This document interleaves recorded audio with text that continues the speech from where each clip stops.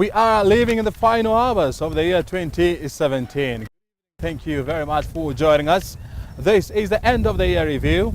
I'm coming to you from the Nairobi terminus, the SGR, of course being one of the flagship highlights of the year 2017. And of course on this program we shall be looking at the events that shaped the economy in the year 2017. We shall be joined by Principal Secretary in the Ministry of Transport and Infrastructure, that is Nancy Kerrigan. She's the one in charge of the Department of Maritime Affairs, and Nairobi University Economic and Business lecturer XN Iraqi. The two shall be joining us, to put the year 2017 in perspective. But before we get there, from drought to an elongated high political pitch, 2017 has been the toughest for the economy, with growth expected to fall to a 5-year low. Economic analysts predicted a tough year for the economy, weighed down by the elections and a long dry spell. But none got it right on the full impact of the politics. From the National Treasury to the World Bank, many have scaled down their 2017 economic growth projections to below 5%, as I explained to you.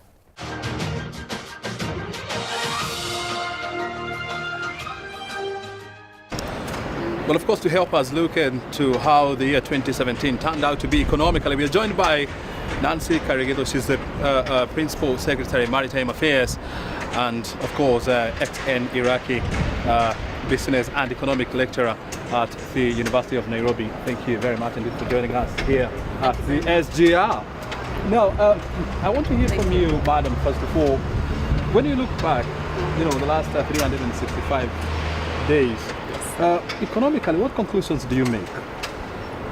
That we laid foundations for a lot of good things to come. Speaking from the perspective of the maritime sector, a lot of gains in the understanding of the blue economy, solid foundations made in areas that we hadn't made before. And I think that the future is bright now. Nowadays, when we talk anything maritime, we're talking about a wide array of issues, not just the port. And for me, that's a very great leap into the future. And we are very excited. Very well. We shall be revisiting some of the highlights, of 2017 when it comes to the blue economy. But Iraqi, what conclusions do you draw for 2017? I think of all things that impressed me about the economy in 2017 is how resilient Kenyans can be. With the 2 elections back to back, with the drought before that, and the Kenyan economy is still under. You can still see a smile on the Kenyan face. To me, that is what I like most about 2017. If you look at how things are now as we talk, Kenyans are shopping for Christmas, preparing to go for Christmas and make merry, and that is very good for all Kenyans. That despite all our problems, we can still smile. We can still face the future with confidence. To me, that is what has made me very happy. And a lot of traveling. The trains have been full on a day-to-day basis, which tells you that people are looking forward to better things.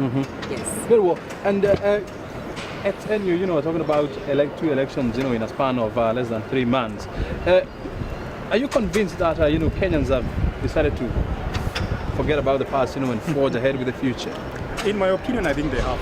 The only people who are dragging them behind are the politicians. So Kenyans are way ahead of politicians. They want to pursue their interests. They want to educate their children. They want to go on with their business. They want to improve their lives. But the politicians are telling them, let's go back to politics. So I think what they need to do is move ahead, leave politicians alone. Do you think they will listen? I think they will. If you look at the way things are turning out, politicians have to follow the masses. They have to follow the Kenyans. They have to listen to the Kenyans. If they don't do that, they're going to become irrelevant. Very good. And you're talking about the blue economy and, SGR, or the standard gauge railway. It has been a flagship of the government, in the year 2017. Of course, this is going to have a major boost on Kenyan blue economy. How does that make you feel? Very excited. Last week, or is it the beginning of this week, the freight train was launched. Very important step and for trade facilitation, because that's how we look at it. mega steps. You see the tariff, much cheaper, much safer, much greener, and safer. That's more secure even. So this is exciting going into the future. Do we have an idea as to how much, the blue economy added to the national economy? In the year that has just gone, if you will recall, in January of 2017, we launched the marine cargo insurance, which was intended to onshore the marine cargo premiums, and that has really made an impact in the economy in terms of retaining a lot of foreign exchange, a learning curve, yes, and also giving us the impetus to try and relook some aspects of the maritime sector again, in terms of improvement, in terms of doing better, in terms of capacity building. And I can tell you, for example, in the first 8 months of the initiative, figures from the insurance companies themselves were able to tell us that we are on the right path in terms of having retained 1.9 billion Kenya shillings into the economy. The scope is much wider. It's still work in progress. We're still monitoring. We're still putting in place the necessary changes, tweaking the processes. I believe we're on the right path. In terms of laying the structures, also very good. You'll recall that we had the Blue Economy Committee, courtesy of having been launched by His Excellency the President. And we were able to sit around the table, various government departments that are involved very intimately with the blue economy and have come up with a roadmap of where we want to go. And the figures in terms of employment, in terms of wealth creation are looking good. And we are raring to go in terms of now implementing. We are very happy with the initiative that the President announced during the Jamhuri Day celebrations, the Big Four.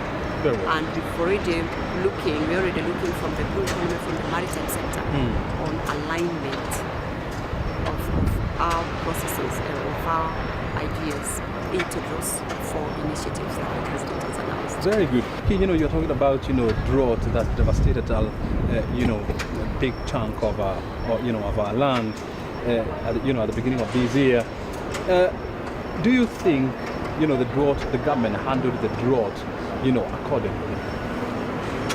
To the best of my knowledge, I don't remember any person staffing. The government was able to subsidize some food like unga and so on. And Kenyans were able to get some food for themselves. So I think the government to a large extent handled it. You compare how we dealt with this drought and the drought in the past, this seems to have been much better. Much better, that's true. And the effect of the economy was not as big as it has been in the past.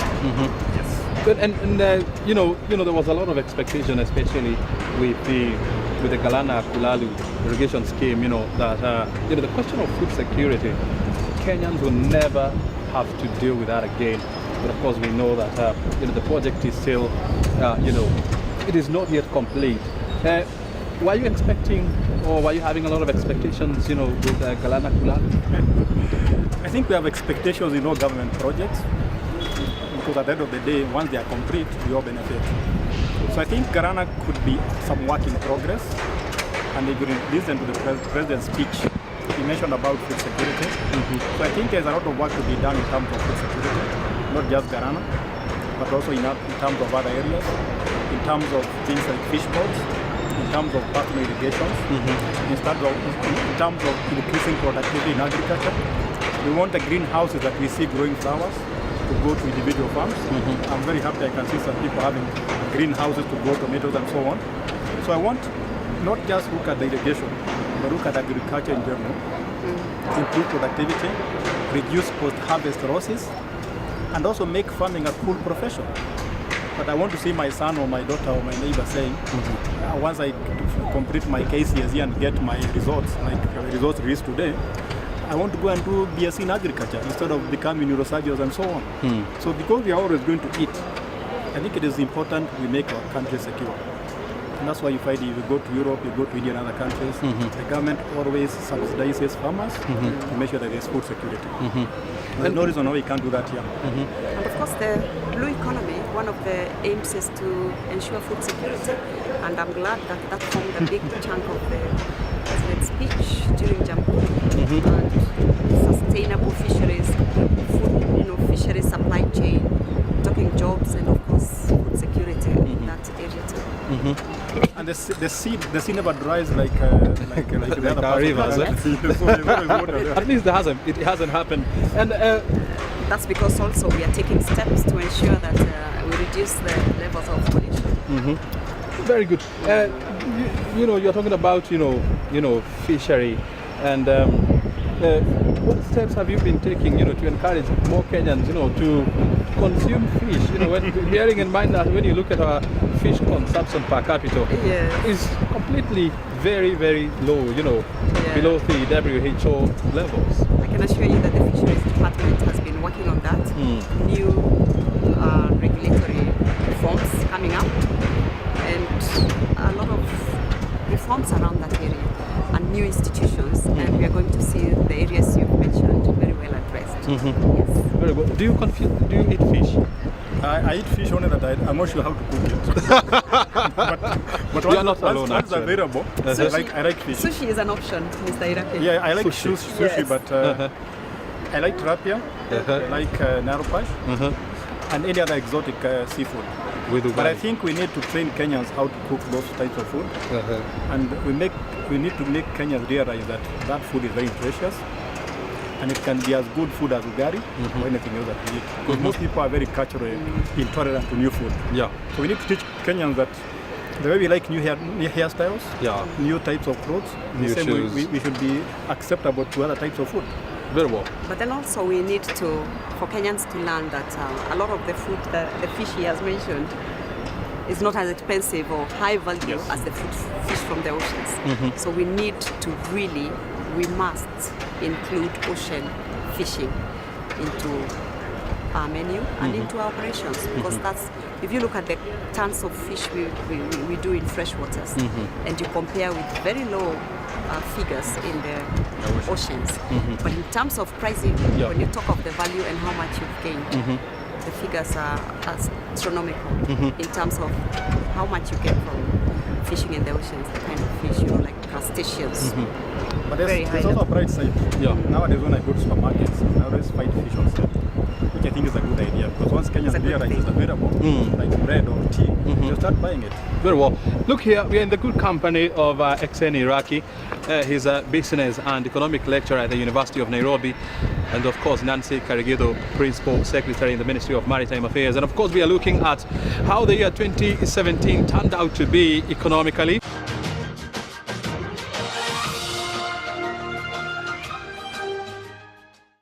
Kenya has been one of the fastest growing economies in the world, with growth averaging 5% in the last 4 years.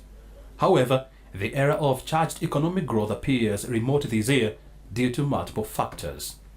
The year started on a worrying note, with a record-breaking drought dragging growth in the agricultural sector to its lowest levels in close to 10 years.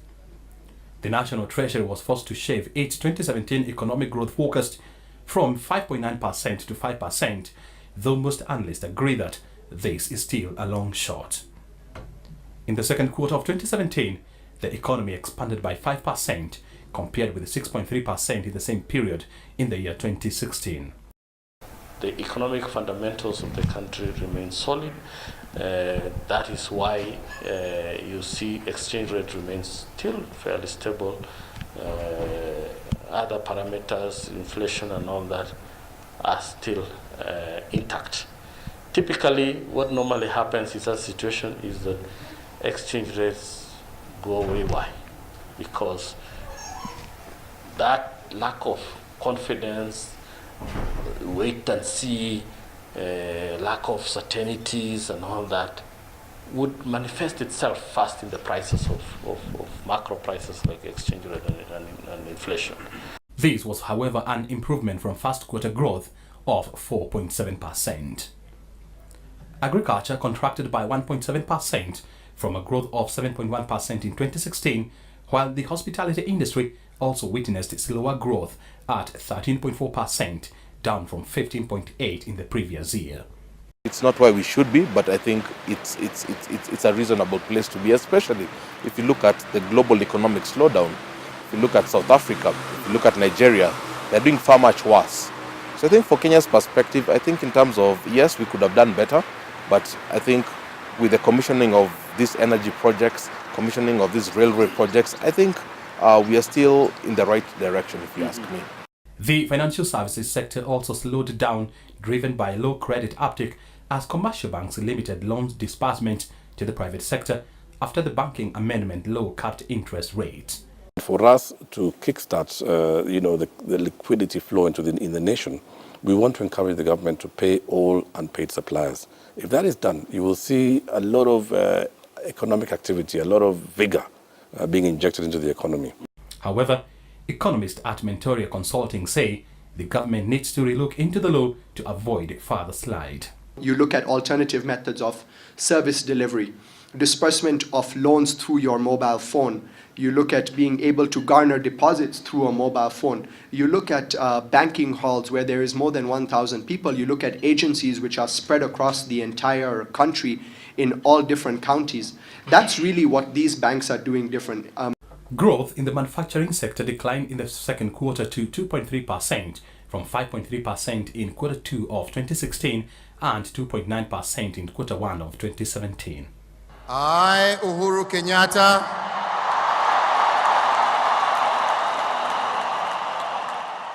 during his inauguration speech, President Uhuru Kenyatta said the government will lower energy tariffs at night to boost manufacturing activities. over my term, it is my intention to grow and sustain this manufacturing sector and raise its share of the national cake from the current 9% to 15%.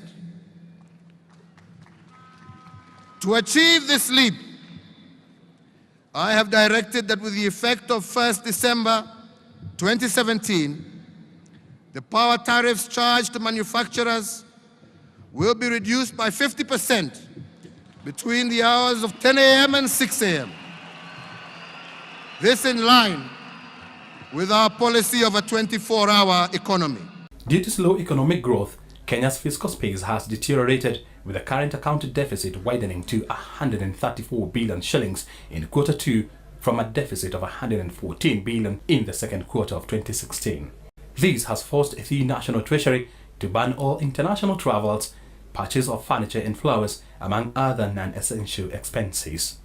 It's a bit of a catch-22 where we cannot stop our investments in infrastructure. And we currently do not have the capacity locally in terms of revenue mobilization to meet those infrastructure investment demands. Therefore, we must go to foreign markets and execute sovereign bonds. What is required here is a realization that the investments made in infrastructure actually have the output that is expected of them. This has impacted the SME sector negatively, according to Kenya National Chamber of Commerce Chair Kiprono Kitonyi. For us to kickstart, the liquidity flow in the nation, we want to encourage the government to pay all unpaid suppliers. If that is done, you will see a lot of economic activity, a lot of vigor being injected into the economy. The government has maintained strong expenditure on infrastructure, which has pushed debt to record levels. Domestic and foreign debt has jumped to 55% of GDP, with the analyst warning that Kenya is wading into a very dangerous debt path. Infrastructure investments in terms of the short term, there is a general trend across the world that 1 shilling or $1 invested in infrastructure projects reaps 9 shillings or dollars out in the wider economy. So the multiplier effect is 9-fold. For the medium term, however, that is when the real brunt of the infrastructure project starts to weigh down on the economy. A budget review and outlook paper released in September this year showed that the level of public debt to GDP ratio was expected to rise from 52% in fiscal year 2016-2017 in the current fiscal year. However, the National Treasury has been adamant that debt is still manageable. Debt levels remain sustainable at around 50% of GDP in net present value terms is well within the levels that economies like us are supposed to run. Treasury plans to go slow on debt by narrowing fiscal deficit to below 6% in the long term from the current 8.5%. However, in the face of revenue shortfall, it has been forced to adjust its medium-term deficit to 7.9% from a previous forecast of 6.2%. Focus on a 6.5% deficit is what we regard as an important target for us to continue to bring down our debt levels to ensure that they are on a sustainable path. The cost of living has largely been under control and within government's target of 5%. Shares on the Nairobi Securities Exchange have also come under pressure, with the market capitalization dipping by more than 20%. The market suspended trading on the 1st of September after the market lost more than 5% of its value after the Supreme Court ruling that annulled the August 8th presidential elections. There is marked optimism that growth in the East Africa's largest economy will peak next year, nudged by good weather and a conducive business environment.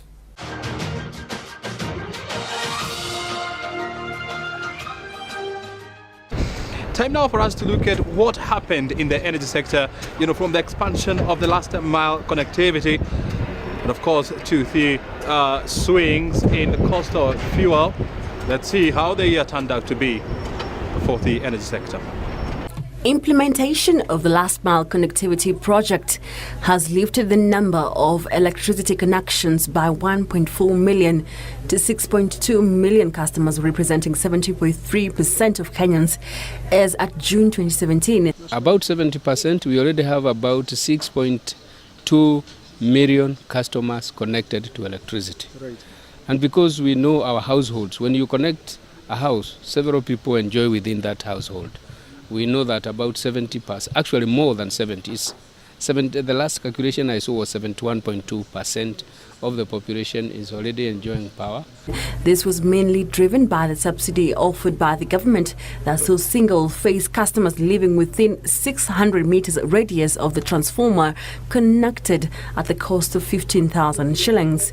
In November, the utility firm signed 23 contracts for the second phase of the last mile connectivity project, targeting to connect 626,700 households that would utilize 5,320 existing distribution transformers, as well as installation of 1,000 new distribution transformers. The subsidy program addresses the high cost of extending power supply network, especially in the rural and low-income areas. Kenya Power is optimistic that it would have connected every household and business by the year 2020. We are very, very, very ambitious. We want by 2020 to get everybody on board. Perhaps commissioning of the high voltage Suswa-Mombasa via Isinya and Nairobi transmission line was a key highlight in the energy sector. This is because it is the first 400 kV transmission line in Kenya and East Africa. The cable has a capacity to evacuate 1,500 megawatts, which is 19 times more than that of the old line built in 1969. The demand in Mombasa now to be served by geothermal as opposed to the fuel generated thermal. So eventually we're looking at around 150 megawatts, which is the demand of Mombasa, largely coming from geothermal. President Uhuru Kenyatta, who commissioned the cable, said transmission line would improve electricity evacuation as well as address the challenge of low voltage, high transmission loss and unreliable supply. Address the issue of reliability, which is very important for investments. And then, of course, the issue of strengthening the stability of power. So what investors are looking for is power that is reliable, power that is stable, and power that can be cheap. So So all these have been provided for by these two lines. On electricity bills, an announcement by President Uhuru Kenyatta in November that the government would offer a 50% discount on electricity charges for companies to shift or increase their operations at night when demand for electricity in the country drastically reduces was warmly welcomed, especially by manufacturers.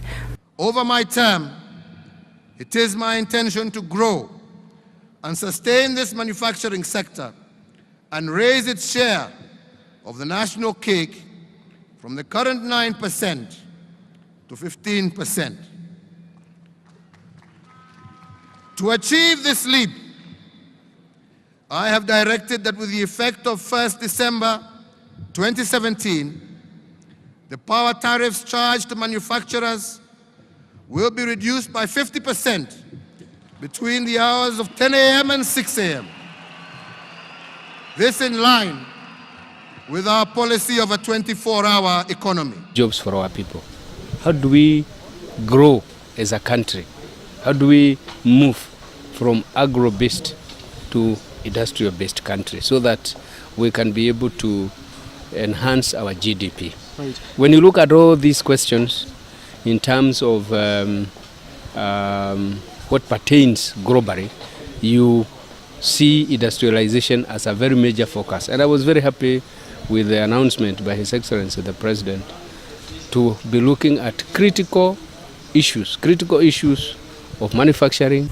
On matters, petroleum plans to begin production and transportation of 2,000 barrels of crude oil from Lokichar to Mombasa failed to kick off in June this year, as had been projected, until a bill detailing how revenue from the commodity will be shared is enacted into law. Energy Cabinet Secretary Charles Kittel said transportation and export for the crude oil could only happen if the Senate debates and passes the Petroleum Exploration and Production Bill. Oil here, so to get it going by May, all of it will be in tank by June. If you remember, our target has always been to ship it by June. So whether we start shipping it in April or we start shipping it in May, the aim is just to get it there. After consultation with the leadership of Turkana and the community, we have decided that instead of having the project commence by this month, we will defer it until the bill which is pending before the Senate. Because the National Assembly passed it, the memorandum by the President is still with the Senate. As you are aware now, is not there until the next Parliament. We will not do it until the next Parliament. Those who have been going around making noise about this oil, issue of oil, about the bill, all those things, we have shelved them until after election. At the time now we are going to bring the same agenda on the table so that we can start talking about it. This process was delayed by the electioneering period as the country awaited for the 12th Parliament. Alga Tallow Oil had contracted Prime Fuels Kenya, multiple hauliers and oilfield movers to transport the crude oil from Lokichar to Mombasa under the Ali Oil pilot scheme. The plans involved ferrying crude oil via road using specialized tankers from Lokichar to Mombasa and stocking it at the defunct Kenya Petroleum Refineries Limited until the stocks are adequate to be exported. This was expected to help Kenya source full market for the crude. In October, the government announced plans to construct a heated crude oil pipeline starting in the year 2021. This followed the signing of a joint development study agreement between the partners who are the government, Tallow Oil, Africa Oil and Masik Oil to pave the way for the construction of the 820 kilometers crude oil pipeline. That is done. The oil companies will go into what's known as final investment decision at the end of next year, 2018. And then after that, we will go out, form the pipeline company and build the pipeline. Energy Cabinet Secretary Charles Kittel said construction of the pipeline was scheduled to begin early next year. Crude oil prices have peaked in recent months, increasing to about $50 per barrel this year, which has encouraged investors to continue with exploration works.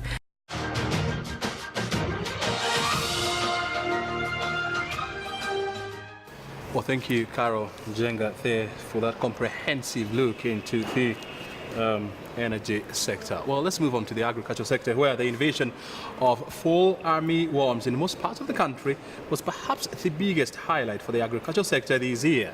Maize shortage that prompted the government to introduce subsidy in May, as well as water harvesting initiatives, were the other issues that made headlines this year.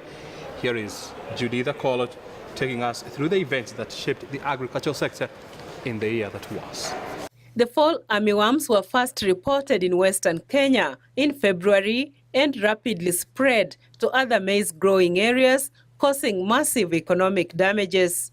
Mwaka huu tunaweza enda hasara kwa sababu miaka zingine hizo zote ile yenye ilikuwa tuna kama mwaka jana tulijaribu, kwa sababu mwaka hii sasa ninaona mwaka hii ni kama tutaanguka kwa sababu mahindi imekuliwa. Endebe sub-county in Trans Nzoia County was perhaps among the first areas to experience the fall armyworm invasion. Officials here said the pest was lethal due to its feeding habits, as it fed 10 times more than its body weight.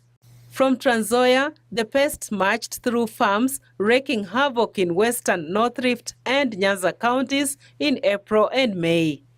By June, the fall armyworms had been reported in at least 40 counties.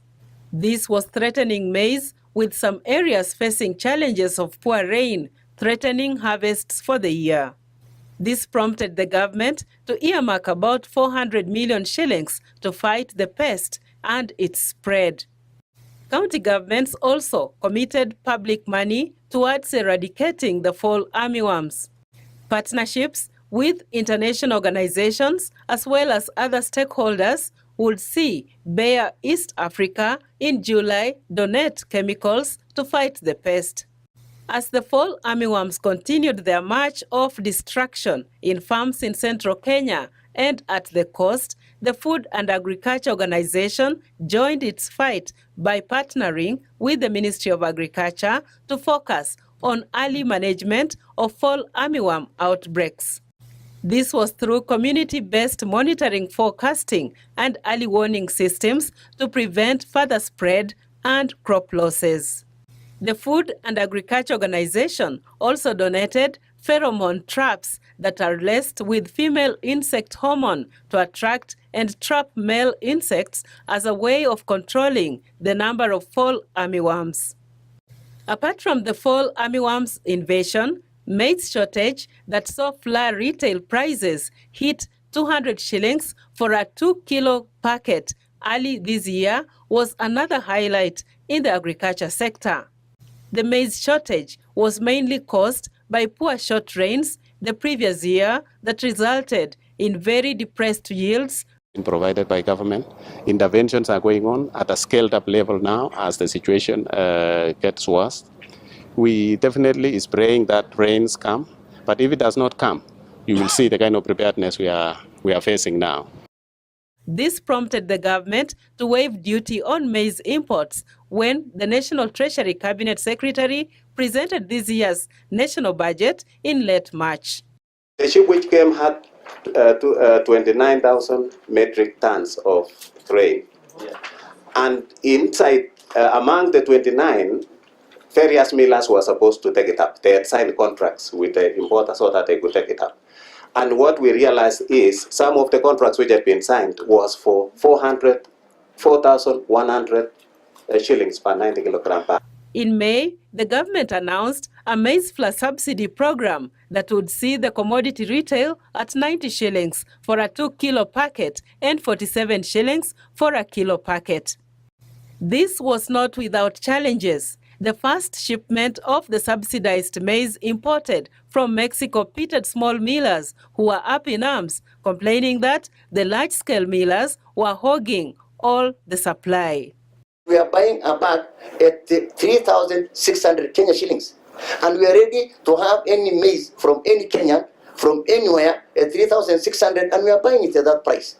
Even though the subsidy was designed to last 4 months until September, it was extended until the end of the year to allow millers buy maize from local farmers so as to protect consumers from high prices. I want to move all of us away from when are we ending the subsidy to a situation where we are saying we want to ensure that the current flour prices is sustained for the sake of our Kenyan people. And therefore it becomes the responsibility of government to use its available strategies and means to ensure that the prices of unga does not significantly change from the current 90 shillings.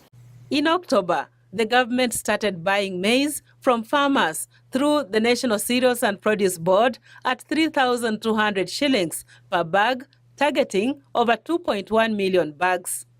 The price per bag was 200 shillings more than the previous year to cover adverse weather conditions and the outbreak of the fall armyworm that negatively affected maize production.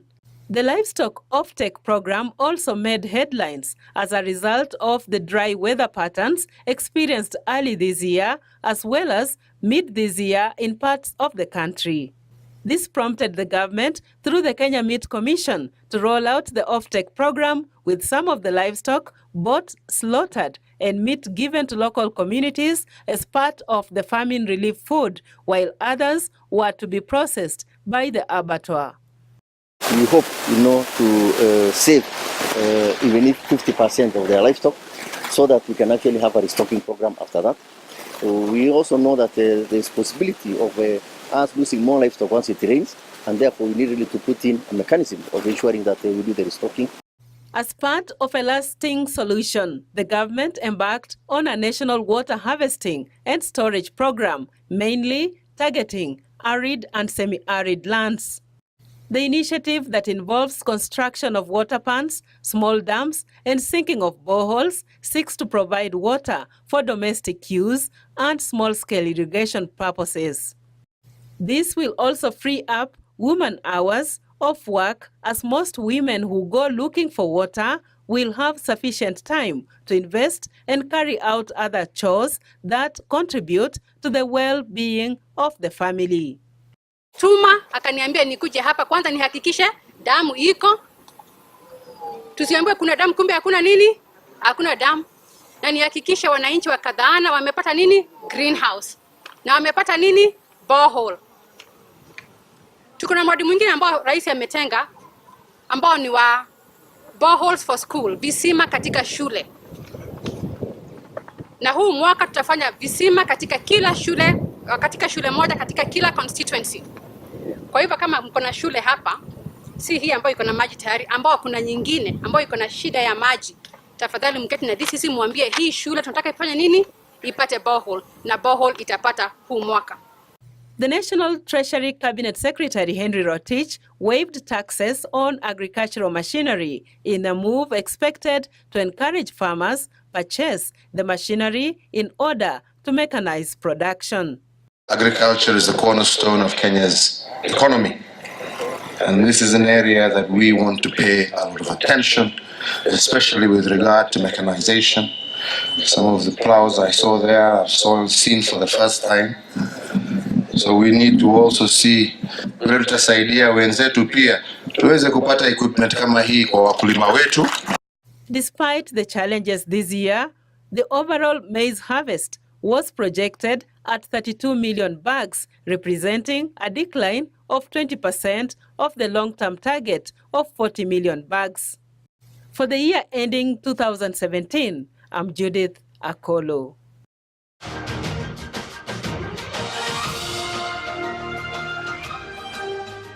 On the 28th of August, Kenya joined 60 other countries across the globe that banned the use of plastic bags, a move that caught many Kenyans flat-footed even after the Ministry of Environment and Natural Resources had given a 6-month compliance window after gazetting the ban in late February.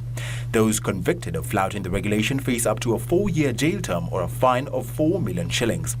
Unlike most others, the law has a minimum penalty for offenders, which is a jail term of no shorter than 1 year or a fine of not less than 2 million shillings. Government of Kenya will continue raising public awareness to support the effective implementation of the ban on plastic carrier bags. The time also you don't really need a bag to carry anything. It's perhaps you have bought unga and all you need is just to hold it in your hands. There is nothing wrong with that.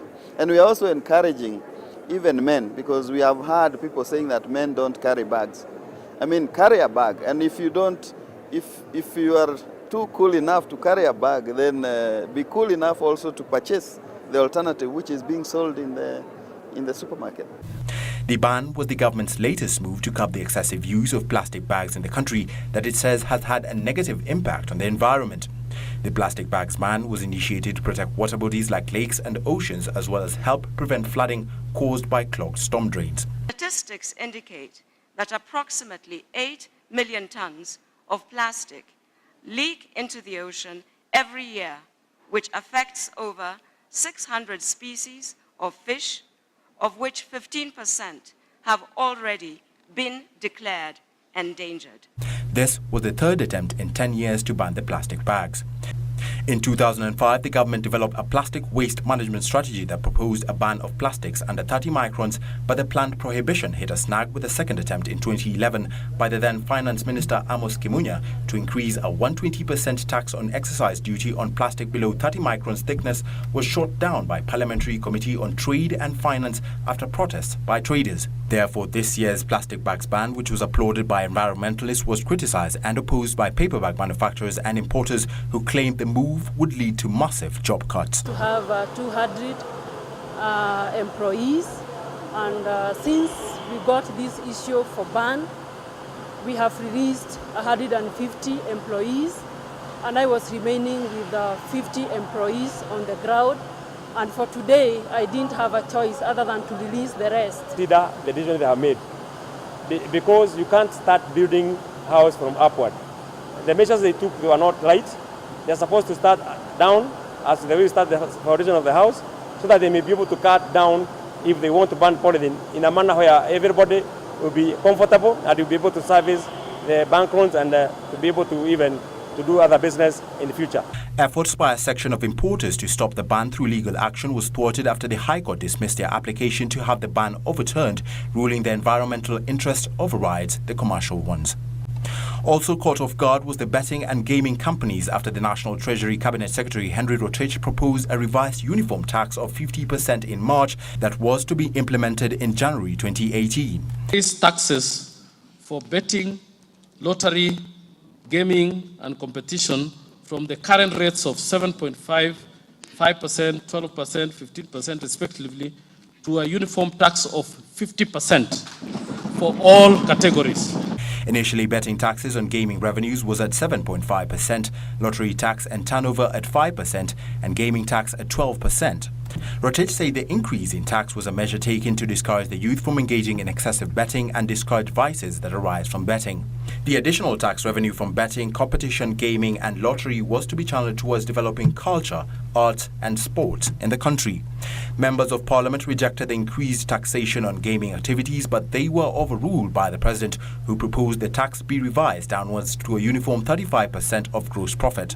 Leading this country as legislators, we can be the best setter as a country to have a very deterrent taxation, a high taxation, so that it dissuades many Kenyans, many children, many youth, and I think even some of the members of this House have lost their resources in gambling, and they might be paupers in terms of their resource base. Implementation of these clauses throughout this 1 year. In the next finance bill, God willing, that the committee, whoever will be leading that committee and members who will be in that committee, do allow members and engage with Treasury to have a clear analysis of the impact both of the social ills and the economic gains that this country is deriving from betting. In June, parliamentarians passed the Finance Bill 2017 and the President signed it into law, effectively increasing tax on gaming activities from January 2018. There were protests from the Association of Gaming Operators who threatened to shift their bases away from Kenya, noting that the new gaming tax on gross profit as well as 30% corporate tax was unattainable and most gaming companies might go under. Lottery, almost even before he starts taking care of his operational monthly expenses, 10% loss of the investment. Like betting, almost 5%, and gaming, 2% per month. We're talking about per month. That means the next month, another 2%, and by the end of around 5 months, the investment cannot be there. So the investor will look at that projection and is going to say, no, I cannot operate. So I have to close down. Impossible to continue funding the sector with the taxes that have been imposed. Specifically, if I speak on behalf of SportPesa, we have no choice but to reconsider. We will be giving notice to all the beneficiaries of our sponsorships to inform them that we will not be able to support or sustain any sponsorships effective January 1st, 2018. Gaming companies say that the new tax would suffocate mainstream firms and pave way for underground players as well as online ones who would be difficult to control and regulate. Another shocker this year was postponing crude oil production and exports that had initially been slated to begin in June this year. By producing and ferrying 2,000 barrels of crude oil daily from Lokichar to the port of Mombasa under the Ali Oil Pilot Program, Kenya had hoped to join the League of Crude Oil Exporting Countries. This was postponed to pave way for Parliament to enact the petroleum bill that stipulates how the revenue would be shared between companies involved in crude oil production, the national government, county government and the local community. The consultation with the leadership of Turkana and the community, we have decided that instead of having the project commence by this month, we will defer it until the bill which is pending before the Senate, because the National Assembly passed it, the memorandum by the President is still with the Senate. As you are aware now, is not there until the next Parliament. I said earlier on that we have been engaging the community, the leadership of Turkana and Talo. They have their own structure of community engagement. Wherever there are issues happening there, they have a mechanism. We also support as a government in terms of the provision, like you see the insecurity which was up. It is estimated that there are 750 million barrels of crude oil reserves in Turkana.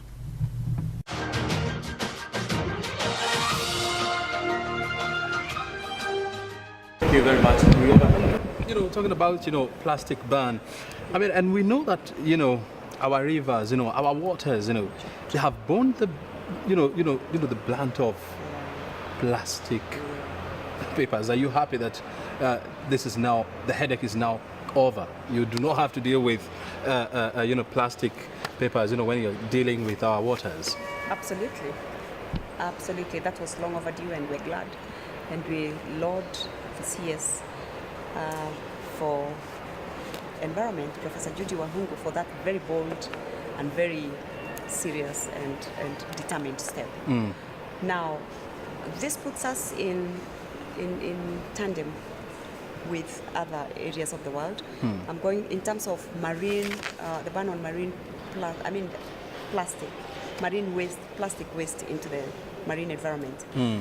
This was long ago decided through an international maritime convention called the International Convention on the Prevention of Pollution in the Maritime Sector. That's a convention of IMO that was passed in 1978, and it has 6 annexes, and one of them bans garbage. That's Annex 5, and particularly marine, plastic into the marine environment.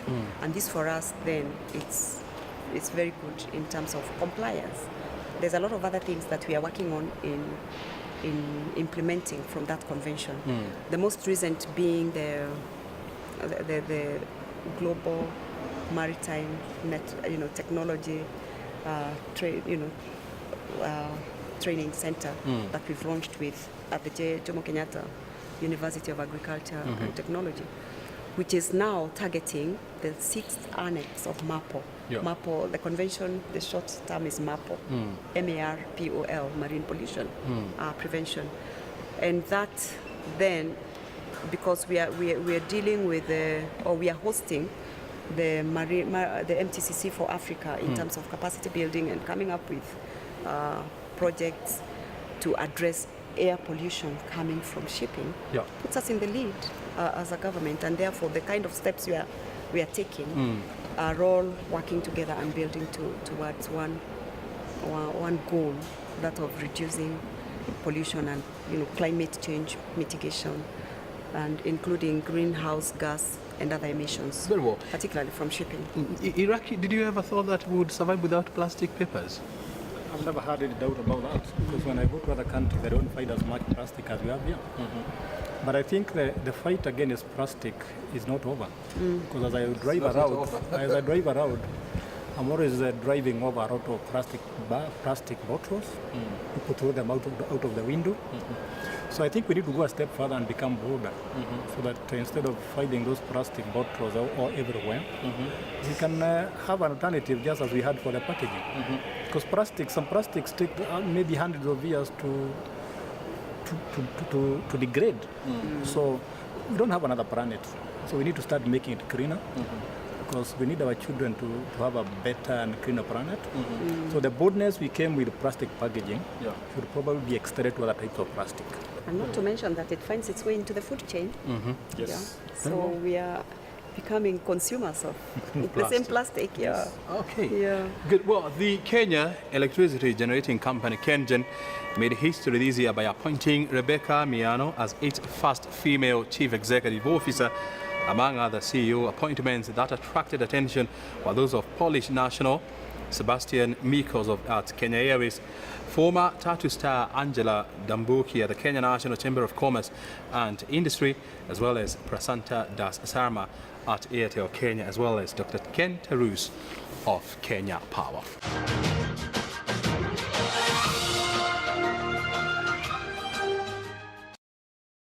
The board of directors of Kenya Electricity Generating Company Kerrigan in November confirmed Rebecca Miano as the firm's chief executive officer. This was after holding the position in an acting position for 2 months following the retirement of Albert Mugo in August this year. Miano, who was until her appointment served as Kerrigan's company secretary for 8 years, was the first woman to hold the position since the company was established. Miano pledged to focus on diversifying revenue streams for the electricity generation firm, selling geothermal steam and commercial drilling services. She was to drive the company's plan to generate an additional 720 megawatts by the year 2020 from renewable sources such as geothermal and wind. Another appointment that elicited a lot of reactions was Sebastian Mikos. Also our productivity in terms of overheads. Marketing, you always have costs, and we have costs that we already identified that can be improved or by just simply getting better prices or by getting more services for the same price.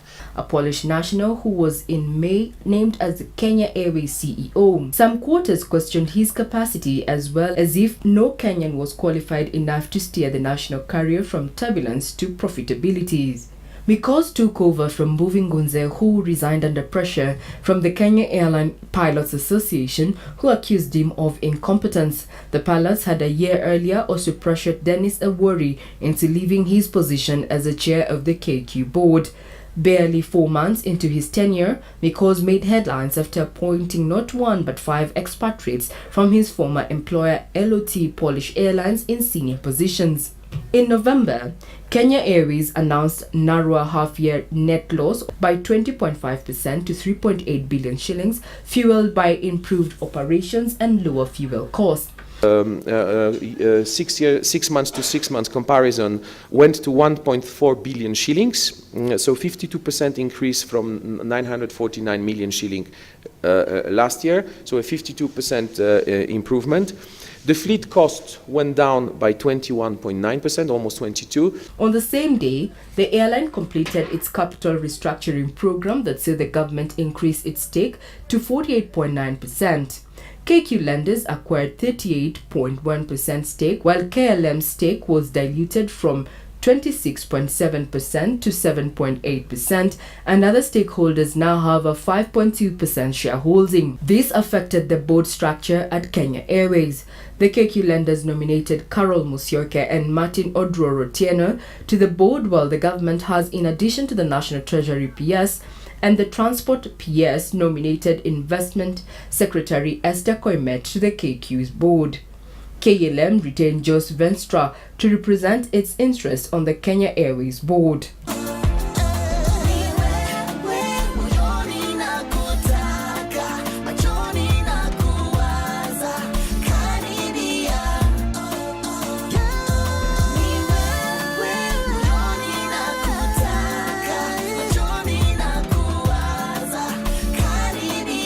There was movement from music to business. This was after the appointment of Angela Ndambuki as the new Chief Executive Officer of the Kenya National Chamber of Commerce and Industry.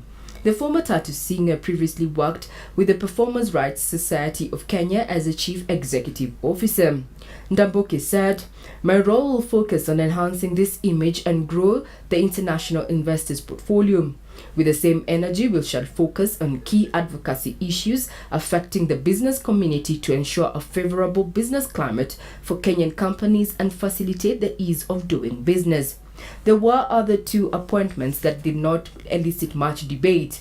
Airtel Kenya appointed Prasanta Dasrama, formerly the Chief Executive of Airtel Bangladesh, to head the Kenyan operations, taking over from Adil El Youssef. You need to be extremely aggressive in terms of your network coverage. Who exited the telcom. Airtel Africa Chief Executive Officer Raguntha Madava said Prasanta is a seasoned professional with over 31 years of experience in the technology sector. "I am confident that under his leadership, our plans will gather further momentum and we look forward to delivering an even better experience to millions of customers across the country."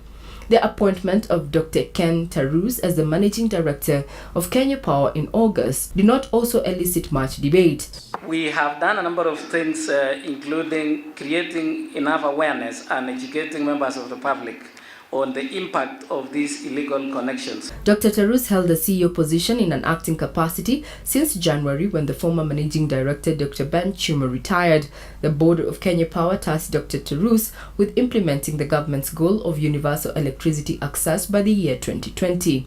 Dr. Tarus has more than 20 years of corporate leadership and management experience.